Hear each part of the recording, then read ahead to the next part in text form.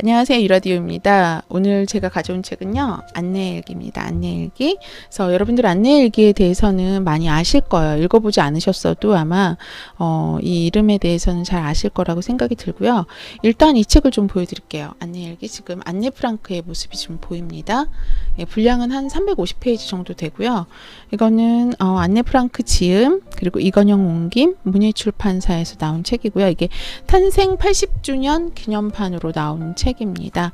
그래서 이 책을 제가 같이 독서 모임 하면서 아이들과도 같이 중학생 아이들과 어저께 좀 같이 이야기를 좀 나눠볼 수 있었고, 전반적으로 다 이제 전쟁의 그런 참혹함, 그다음에 저희는 전쟁을 겪은 세대가 아니잖아요. 그래서 전쟁의 참혹함이나 평화가 왜 소중한지, 그다음에 자유가 얼마나 소중한 건지를 이렇게 간접적으로나마 이 안내일기를 통해서 저뿐만 아니라 아이들도 느낄 수 있는 시간이었습니다.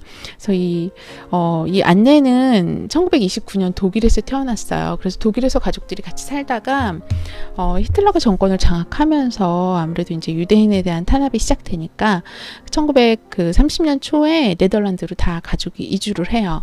그러다가 이제 세계 제2차 대전이 생기고, 그러면서 네덜란드도 이제 함락되게 되고, 이렇게 하면서 1940년대부터 이제 힘든 생활이 시작된 거죠. 아내도.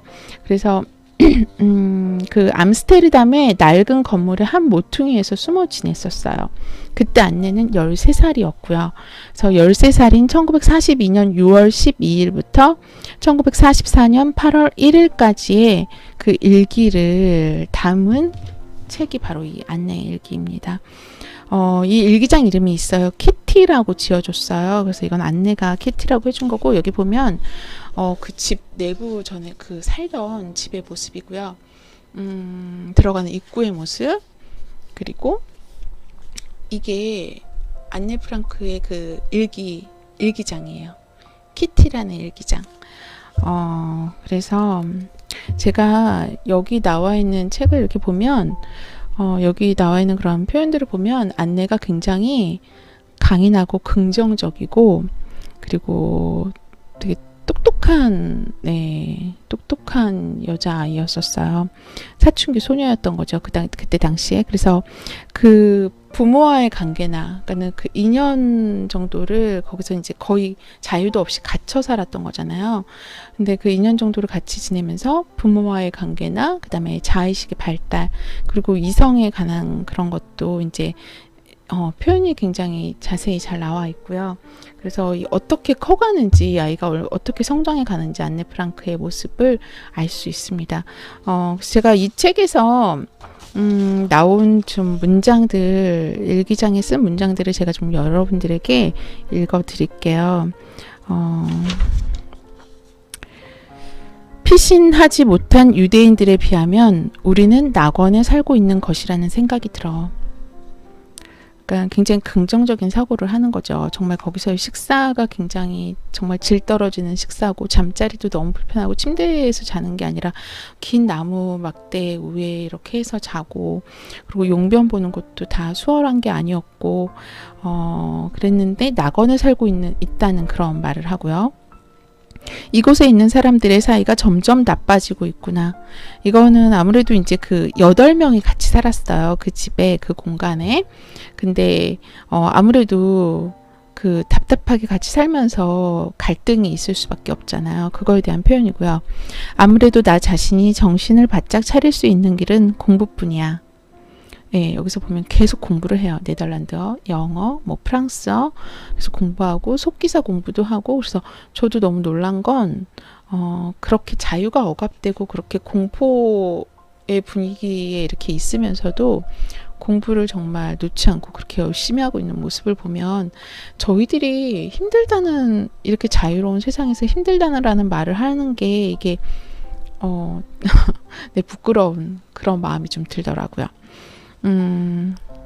그다음에 유대인이든 아니든 나는 명랑한 분위기와 찬란한 햇빛이 필요한 한 소녀에 지나지 않아요. 너에게 이 글을 쓰는 동안은 지옥을 잠시 잊을 수 있었구나. 그러니까 키티에게 이 글을 쓰면서 자기의 마음의 모든 걸 다 이렇게 쏟아붓는 것 같아요. 그래서 어떻게 보면 자기 스트레스 관리도 되고, 그리고 자기를 스스로 북돋우는, 용기를 북돋우는 그런 정말 친구 같은 역할을 한 게 이 일기장 키티입니다. 나는 진정한 젊은 여자로서의 생활을 갖고 싶어. 네. 재물은 잃을 수도 있다. 그러나 마음의 행복은 비록 베일에 쌓여 있다 하더라도 살아있는 한 어느 때든지 다시 소생하는 것이다. 네. 칭찬도 자유도 없는 현실에 익숙해지기까지는 1년이나 걸렸어. 그러니까 학교 다닐 때 굉장히 이 안내가 굉장히 명랑하고 그리고 똑똑하고 그러다 보니까 칭찬도 많이 받고 친구들도 많고, 근데 지금은 이제 칭찬도 자유도 없는 이런 현실에서 익숙해지기까지 1년이나 걸렸다는 이야기를 하고 있어요. 1943년 1월 초에 나에게 큰 변화가 찾아왔어. 내 꿈, 그 꿈과 함께 나의 그리움, 즉 여자친구가 아닌 남자친구에 대한 그리움을 자각했어. 이제 좋아하는 남자친구가 생겼죠. 페터라고. 행복한 사람은 누구든 다른 사람들까지 행복하게 만드는 법이야. 용기와 신념을 지닌 사람은 결코 불행 속에서 죽지 않아. 안내의 말이에요. 다시 한번 읽어드릴게요. 행복한 사람은 누구든 다른 사람들까지 행복하게 만드는 법이야. 용기와 신념을 지닌 사람은 결코 불행 속에서 죽지 않아. 그러니까 왜 우리가 그러잖아요. 행복한 사람, 그 행복 바이러스가 옆으로 전파된다고. 그거를 알고 있고요. 용기와 신념을 지닌 사람은 결코 불행 속에서도 죽지 않는 거라고. 굉장히 강한 강인함을 가지고 있는 거죠. 이런 환경 속에서 적어도 가장 보람찬 순간은 나의 생각이나 감정을 글로 쓰는 때란다. 글 쓰는 걸 참 좋아하고요. 우리는 이곳에서 보통 사람들에게는 당연한 것인 모든 권리를 잃고 있어. 참 마음 아픈 일입니다. 1944년 3월 29일. 내가 만약 은신처, 이 책의 제목이다. 이 은신처의 로맨스에 대한 책을 출판한다면 어떨까? 진실로 전쟁이 끝난 후 10년쯤 지나서 우리 유대인들이 어떠한 생활을 했고 어떤 음식을 먹었고 어떤 대화를 주고받았는가를 공표한다면 재미있어 할 거야. 그래서 그 본인이 이제 사랑하는 마음, 페터를 사랑하는 마음이 생겼을 때 이거를 이제 은신처라는 제목으로 책을 내보면 어떨까 이런 생각을 한 거예요. 글을 쓰지 않는 사람은 글을 쓴다는 것이 얼마나 즐거운 일인지를 모를 거야. 나는 훌륭한 사람이 되고 싶어. 나는 하나님이 나에게 글을 쓰고 내 마음을 표현하고 나를 발전시켜 나가는 재능을 주신 것을 감사드리고 있어. 정말로 나의 생각, 나의 이상, 나의 환상을 모두 포착할 수 있는 글을 쓰게 되기를 간절히 바라고 있어. 내가 자유롭게 된다면 나는 그것으로 만족해. 나는 내가 강한 성격의 용감한 여자라는 것을 잘 알고 있어. 세계와 인류를 위해서 일하고 싶어. 그러기 위해서는 무엇보다도 먼저 용기와 행동이 필요하겠지. 그리고 내 생활의 출발점은 흥미에 가득 찬 거야. 가장 위험한 순간이라도 유머러스한 면을 발견하고 웃어넘기는 것은 그 때문이었어. 나의 최대 희망은 저널리스트가 되고 그 후에 유명한 작가가 되는 거야. 그래서 본인의 꿈이 분명해요. 저널리스트가 되고 그 후에 유명한 작가가 되겠다는. 그래서 거기에 있으면서도 글을 써서 어디에 기고하고 이런 거를 했고요. 그래서 근데 이제 여기까지가 그 1944년 8월 1일까지의 일기가 이제 끝입니다. 그 8월 4일 아침에 누군가 밀고를 해서 비밀 경찰이 이제 들이닥쳤고 1944년 9월 폴란드의 아우슈비츠 수용소에 도착했고 10월 말 1945년에 세상을 떠나게 됩니다. 같이 살던 8명 중 살아남은 사람은 오토였어요. 오토는 이제 그 안내의 아빠고요.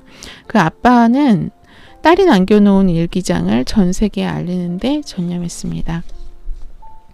그래서 우리에게 이 안내 일기라는 책이 이렇게 있는 거고요. 우리가 읽을 수 있는 거고, 안네 프랑크는 너무 어린 나이에 너무 안타깝게 세상을 떠났지만 본인이 그 세계와 인류를 위해서 일하고 싶었던 그런 꿈을 사실은 이루었죠.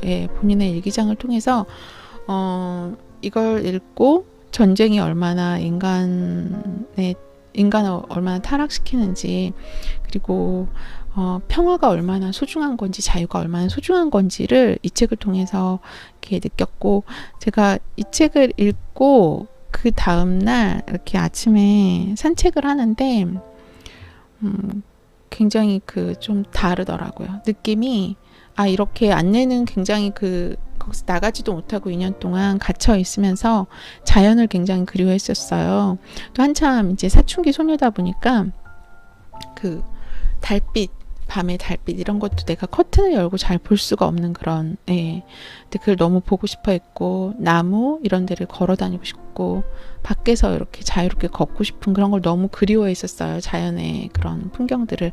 그래서 이게 얼마나 감사한 일인지 알아야 되고, 이렇게 평화롭고 자유롭다는 게 얼마나 소중한 건지, 우리가 공기의 소중함을 평상시에 잘 모르는 것처럼 안네 프랑크 책을 읽으면서, 안네 일기 책을 읽으면서 다시 한번 평화에 대해서 생각하고, 자유에 대해서 생각하고, 일상의 감사함에 대해서 다시 한번 생각하는 그런 시간을 가질 수 있는 책이었습니다. 오늘 안네 일기 책 여기까지로 마치도록 하겠습니다. 감사합니다.